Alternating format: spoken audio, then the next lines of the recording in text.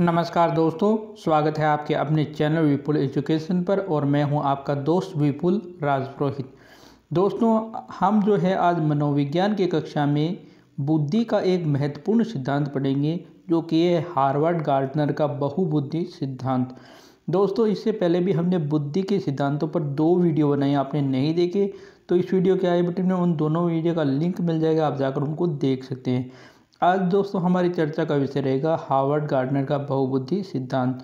दोस्तों, आप हमारे चैनल पर या आपने इस चैनल पर पहली बार आए हैं तो इस चैनल को सब्सक्राइब कीजिए, बेल आइकन को प्रेस कीजिए, वीडियो को लाइक कर दीजिए, शेयर कर दीजिए और कमेंट ज़रूर कीजिए। देखिए दोस्तों, चर्चा करते हैं हार्वर्ड गार्डनर के बहुबुद्धि सिद्धांत पर। तो दोस्तों, इसके प्रतिपादक कौन है? दोस्तों, इसके प्रतिपादक है हार्वर्ड गार्डनर। जो बहुबुद्धि सिद्धांत है इसके प्रतिपादक हैं कौन है? Harvard gardener. इन्होंने यह सिद्धांत कब दिया था? तो दोस्तों, इन्होंने यह सिद्धांत दिया था 1983 में। हार्वर्ड गार्डनर ने बहुबुद्धि सिद्धांत कब दिया? 1983 में। अब देखिए, आगे देखते हैं। एकांकी न होकर बहुकारक होती है। हार्वर्ड गार्डनर का मानना था कि ये जो बुद्धि होती है दोस्तों, ये एकांकी नहीं होती बल्कि बहुकारक होती है, यानी इसमें बहुत सारे कारक काम करते हैं, इसीलिए इस सिद्धांत का नाम है बहुबुद्धि सिद्धांत। एकांकी न होकर बहुकारक होती है और इस सिद्धांत का नाम क्या है? बहुबुद्धि सिद्धांत। आगे चर्चा करते हैं। गार्डनर ने प्रारंभ में बुद्धि के 7 तत्व बताए थे, यानी 7 प्रकार बताए थे, यानी बुद्धि 7 प्रकार की होती है। प्रारंभ में 7 प्रकार बताए थे, बाद में उसने संशोधन भी किया था। तो पहले हम इनकी एक लिस्ट देख लेते हैं और फिर इन सबको एक एक करके बताता हूँ। तो देखो, सबसे पहले देखते हैं। सबसे पहली बुद्धि है भाषाई बुद्धि। कौन सी बुद्धि है? भाषाई बुद्धि, यानी जिसके अंदर भाषण की, शब्दों की और बोलने की अच्छी क्षमता होती है, उसके अंदर भाषाई बुद्धि होती है। आपने देखा होगा कुछ लोग होते हैं जिनका वक्तव्य सुनने के लिए हम कई देर तक बैठे रहते हैं। जैसे आप हमारे देश के प्रधानमंत्री श्री नरेंद्र मोदी की बात लीजिए, आप उनका जब भाषण या वक्तव्य सुनते हैं तो आपको बहुत ही रुचिकर लगता है, तो आप उसको सुनने के लिए बैठ जाते हैं। उसी प्रकार भाषाई बुद्धि, जिसके अंदर शब्दों और वाक्यों की कुशल क्षमता हो बोलने में, उसके अंदर भाषाई बुद्धि होती है। दूसरी बात करें तार्किक बुद्धि की, यानी लॉजिकल बुद्धि की। लॉजिकल बुद्धि वो होती है जिसमें अंदर तर्क वितर्क करने की क्षमता ज़्यादा हो, यानी जो तर्क वितर्क कर सके हो, किसी बात में, हर बात में अपना लॉजिक लगा सके हो, हर बात में अपनी लॉजिक जो है बता सके हो, इस प्रकार की बुद्धि तार्किक बुद्धि होती है।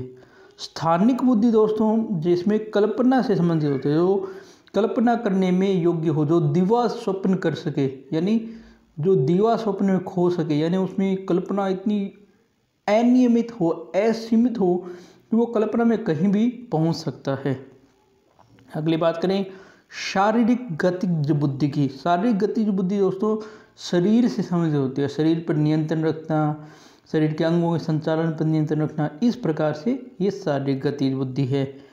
अगली बुद्धि बात करें दोस्तों संगीत बुद्धि, यानी संगीत से संबंधित है। और जितने भी संगीतकार हो या वाद्य यंत्र बजाने वाले हो, जिनको संगीत का ज्ञान हो, जिनको म्यूजिक का ज्ञान हो, उनके अंदर यह बुद्धि पाई जाती है। अगली बुद्धि है अंतर्व्यक्तिक बुद्धि और फिर है अंतराव्यक्तिक बुद्धि। एक तो है अंतर्व्यक्तिक बुद्धि और एक है अंतरा। ये दोनों जो है अलग अलग है, अंतर अलग है, अंतरा अलग है। फिर देखो, इन्होंने फिर एक बुद्धि, 2 बुद्धियाँ और आई थी। इन्होंने 1998 में एक और बुद्धि दी, वो थी प्रकृतिवादी बुद्धि। प्रारंभ में इनके 7 ही बुद्धियों के प्रकार हैं, लेकिन 1998 में इन्होंने एक और बुद्धि दी जिसका नाम है दोस्तों प्रकृतिवादी बुद्धि। अगली बात करते हैं अस्तित्ववादी बुद्धि। 2008 में इन्होंने बताया कि एक बुद्धि और होती है अस्तित्ववादी बुद्धि। तो वर्तमान में दोस्तों कितनी बुद्धियाँ हैं? बुद्धि के इन्होंने कितने प्रकार बताए हैं वर्तमान में? 9। इनके बहुबुद्धि सिद्धांत में वर्तमान में 9 हैं। और पूछ ले कि प्रारंभ में कितने थे? तो प्रारंभ में दोस्तों 7 ही थे। आगे चर्चा करते हैं। अब हम एक एक करके बुद्धियों को देखेंगे, यानी बुद्धियों के एक एक प्रकार को हम डिटेल से पढ़ेंगे। देखो, पहली बुद्धि भाषाई बुद्धि की बात करते हैं। भाषाई बुद्धि की बात करें तो इसमें शब्दों और वाक्यों की बोध क्षमता होनी चाहिए, यानी एक एक शब्द का, एक एक वाक्य का बोध, यानी उनकी जानकारी होनी चाहिए, कहाँ पर कौन सा वाक्य बोलना है, कैसे बोलना है, किस प्रकार बोलना है, ये क्षमता जिसमें होती है उसमें होती है दोस्तों भाषाई बुद्धि। हाँ दोस्तों, गलती से मिस्टेक से ये सिद्धांत लिखा गया, बुद्धि है, प्रिंटिंग जो है मैंने टाइप किया था उस समय सिद्धांत लिखा गया, सॉरी। उसमें दोस्तों कौन सी बुद्धि होती है, उसमें भाषाई बुद्धि होती है। अब देखो भाषाई बुद्धि किन किन में होती है। भाषाई बुद्धि की हम बात करें तो कवि होता है, उसमें भाषाई बुद्धि होती है। आप कवि हैं तो इनमें देखिए, आप इनकी कविताओं को देखोगे तो शब्दों वाक्यों सबका एकदम सटीक जानकारी होती है, हर जगह कहाँ पर कौन से शब्द का प्रयोग करना है वो उनको पता है। अध्यापक में भी भाषाई बुद्धि होती है दोस्तों। अध्यापक जो है वाक्पटु, वाक में कौशल होता है, उसे पता होता है कि छात्रों के लिए कब कौन से पाठ में क्या बोलना है, कैसे बोलना है। और फिर बात दोस्तों इतिहासकार, इतिहासकार में भी भाषाई बुद्धि होती है, क्योंकि इतिहासकार के पास जितने शब्दों का, जितने वाक्यों का भंडार होगा उतना उसकी जो पुस्तक है इतिहास की वो अच्छी होगी।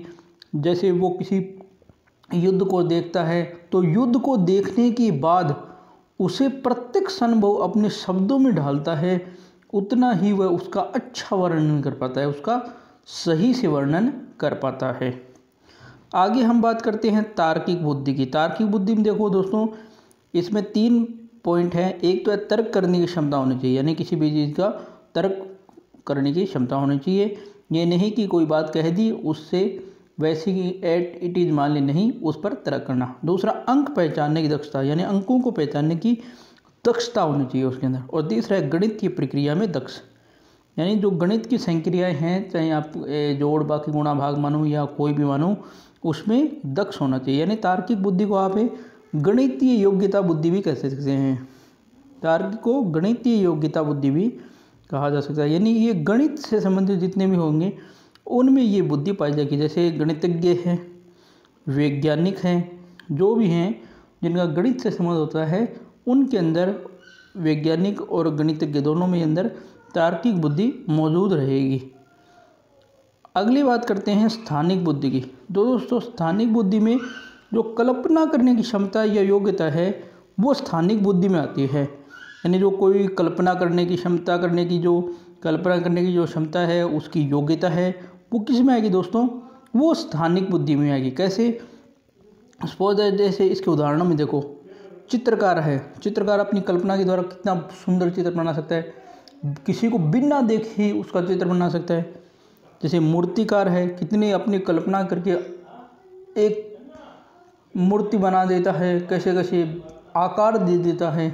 कलाकार भी अपनी कलाओं का प्रदर्शन करके किस प्रकार की बुद्धि का प्रदर्शन करता है। तो दोस्तों उन सब में स्थानिक बुद्धि मौजूद रहती है। कौन सी बुद्धि मौजूद रहती है, स्थानिक। कल्पना करने की उनकी योग्यता बहुत तीव्र होती है। अगली बात करते हैं शरीर गतिज बुद्धि की। यानी शरीर गतिज जो बुद्धि होती है इसके अंदर शरीर पर नियंत्रण रखना आवश्यक होता है। यानी शरीर गतिज बुद्धि में शरीर पर नियंत्रण रखना आवश्यक होता है। यानी जो व्यक्ति शरीर पर नियंत्रण रख पाते हैं उनमें शारीरिक गतिज बुद्धि पाई जाती है।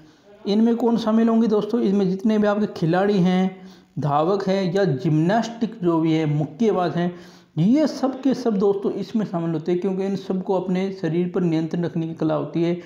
ये इनकी जो बॉडी होती है वो एक प्रकार की फ्लेक्सिबल होती है, कहीं पर किसी प्रकार मोड़ने में ये मोड़ सकते हैं, अपने शरीर पर नियंत्रण रखते हैं।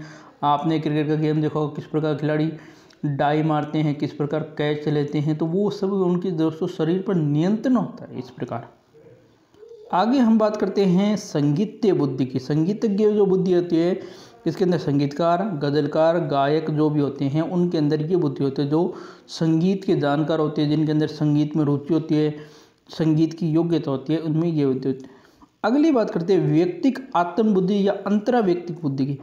दोस्तों अंतराव्यक्तिक बुद्धि और अंतर्व्यक्तिक बुद्धि में यही अंतर है। अंतरा के अंदर आप अपने आप की यानी खुद की भावनाओं, संवेग और मूल प्रवृत्तियों को जानते हो, और अंतर्व्यक्ति बुद्धि में आप दूसरों की भावनाओं, मूल प्रवृत्तियों और संवेगों को जानते हो।